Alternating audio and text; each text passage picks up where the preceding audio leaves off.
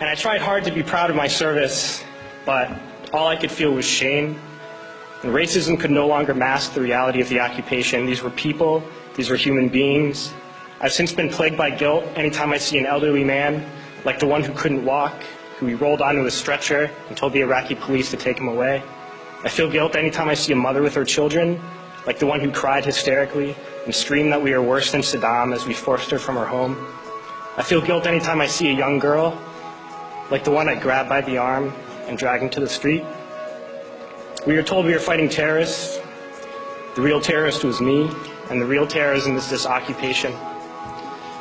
Racism within the military has long been an important tool to justify the destruction and occupation of another country. It has long been used to justify the killing, subjugation, and torture of another people. Racism is a vital weapon employed by this government. It is a more important weapon than a rifle, a tank, a bomber, or a battleship. It is more destructive than an artillery shell, or a bunker buster, or a Tomahawk missile.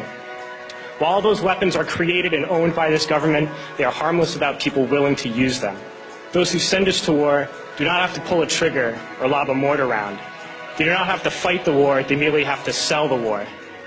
They need a public who is willing to send their soldiers into harm's way. They need soldiers who are willing to kill and be killed without question. They can spend millions on a single bomb, but that bomb only becomes a weapon when the ranks of the military are willing to follow orders to use it. They can send every last soldier anywhere on earth, but there will only be a war if soldiers are willing to fight. And the ruling class, the billionaires who profit from human suffering, care only about expanding their wealth, controlling the world economy. Understand that their power lies only in their ability to convince us that war, oppression, and exploitation is in our interest. They understand that their wealth is dependent on their ability to convince the working class to die to control the market of another country. And convincing us to kill and die is based on their ability to make us think that we are somehow superior. Soldiers, sailors, Marines, airmen have nothing to gain from this occupation. The vast majority of people living in the U.S. have nothing to gain from this occupation. In fact, not only do we have nothing to gain, but we suffer more because of it. We lose limbs, endure trauma, and give our lives. Our families have to watch flag-draped coffins lowered into the earth. Millions in this country without health care, jobs, or access to education must watch this government squander over $450 million a day on this occupation.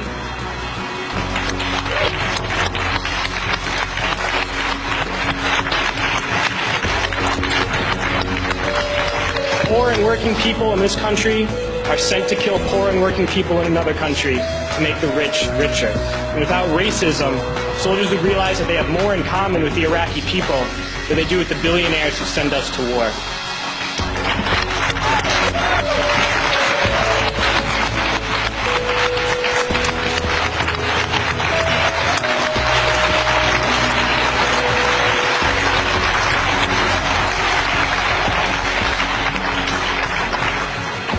I threw families onto the street in Iraq, only to come home and find families thrown onto the street in this country, in this tragic and unnecessary foreclosure crisis. We need to wake up and realize that our real enemies are not in some distant land. They're not people whose names we don't know and cultures we don't understand. The enemy is people we know very well and people we can identify.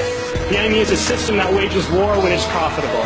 The enemy is the CEOs who lay us off from our jobs when it's profitable. It's the insurance companies who deny us health care when it's profitable. It's the banks who take away our homes when it's profitable. Our enemy is not 5,000 miles away. They are right here at home. If we organize and fight with our sisters and brothers, we can stop this war, we can stop this government, and we can create a better world.